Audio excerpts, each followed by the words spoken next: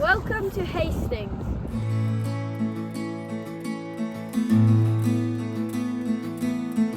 Hastings is a family-friendly seaside town in East Sussex. Like much of the local coast, the beach is mostly covered in pebbles, but at low tide, large sand flats are exposed. Lifeguards monitor the beach during the summer months. We parked in Pelham Place car park.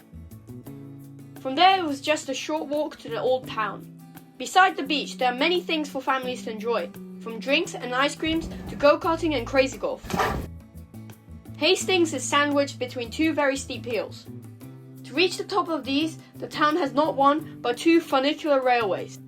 The East Hill Cliff Railway opened in 1902 and holds the record as the steepest funicular railway in UK.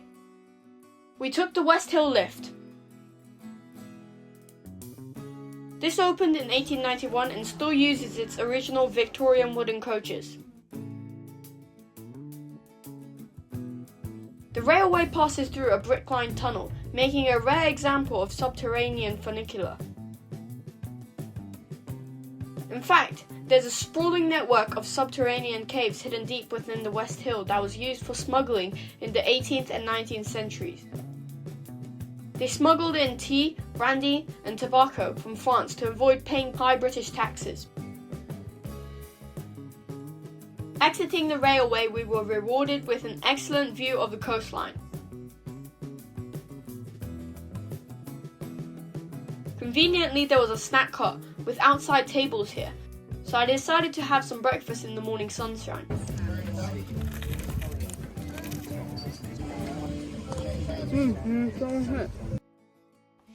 Climbing the rocks next to Hastings Castle, I got an even clearer view of the beach and its many attractions.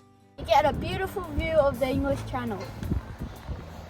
This is such a good vantage point. It's no surprise that the site was chosen for a castle. William sailed here in 1066. Hastings Castle isn't the place where the famous 1066 Battle of Hastings took place though. The clash between King Harold of England and William the Conqueror actually occurred about 7 miles north of the town. The battlefield is in a town that very appropriately is now called Battle. I first explored the Whispering Dungeons, which were accessed via winding pathways carved in the rock.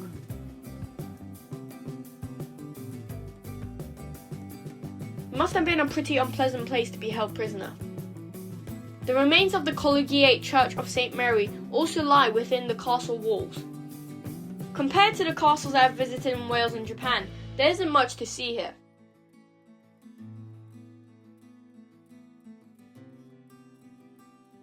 Much of the south wall of the castle was lost to cliff erosion over the centuries.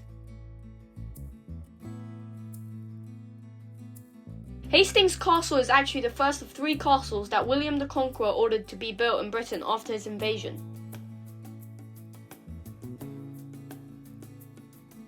At first, it was just a prefabricated fortress that the Normans brought over from France. It must have been like assembling an IKEA flat-pack castle. The castle was later rebuilt in stone. The ruins that remain today represent about half of the original structure. This includes the east gate, east wall, and the foundation of 2 towers. After exploring the ruins, we decided to walk back down the hill instead of catching the West Hill lift. Hastings Old Town is an interesting mix of antique shops, art galleries, restaurants, and pubs. You won't find many big chain brands here. It has a large collection of independent shops that sell items you won't find in most other towns. I really enjoyed checking out the antique items and collectibles.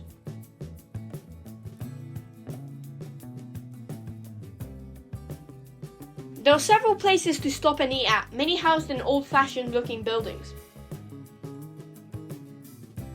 This area had some interesting artwork on show too.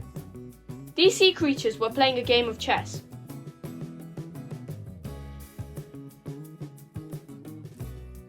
Coming out of Old Town, I reached the Stade Beach, a large shingle beach where the Hastings fishing boats are kept.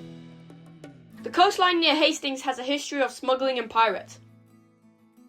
The town set a Guinness World Record in 2012 for the largest gathering of people dressed as pirates.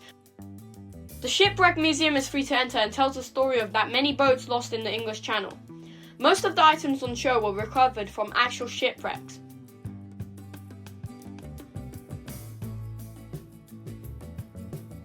Many came from the Amsterdam, which was lost in 1749, and the Anne, a 1690 warship from King Charles II era. The wrecks of these boats are so close to the shore that at very low tides the museum organises guided walks to go see them. The museum also has a large collection of locally found fossils, including remains of dinosaurs.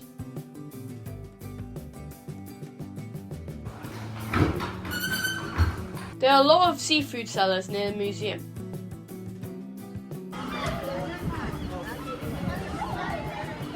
I decided to try some peeled king prawns.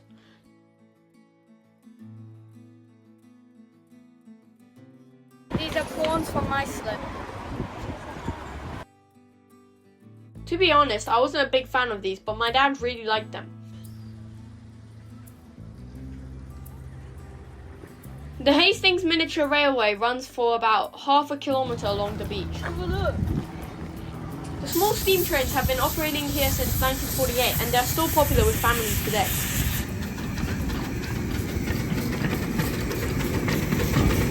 Maggie's Fish and Chips were named by the Times newspaper as one of the best fish and chip shops in Britain.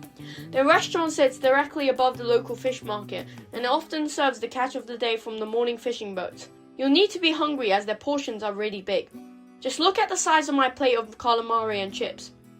It was very filling. Calamari is very soft. Hastings does not have a natural harbour, so the local fishermen here have to haul their boats into the sea from the steep shingle beach. Fishermen have operated from here for centuries. To learn more about the history, I visited the Fisherman's Museum. It is free to enter and offers an authentic glimpse into the lives, tools and traditions of local fishing communities. The building itself used to be called the Fisherman's Church of St. Nicholas, a church built on the beach to serve the fishing industry. The museum is open daily and offers lots of things to see. The centerpiece of the museum is the Enterprise, one of the last traditional Hastings sailing luggers. It was built in 1912 and is a pretty big boat. The Winkle Club was a charity founded by local fishermen in 1900 to help poor families. This is the ceremonial coat that was worn by the Winkle King. This is the net shops. Space on the beach was very limited and the ground taxes were high, so the fishermen built these tall net shops upwards rather than outwards to save money. The striking tall black wooden sheds were used to store their gear and keep their nets dry. After a walk back through the old town, I was ready for an ice cream. Pola's has an Italian owner and they made their gelato in-house using traditional Italian recipes. There are many flavours to choose from. Their gelato has milky, whipped and rich texture and tastes delicious.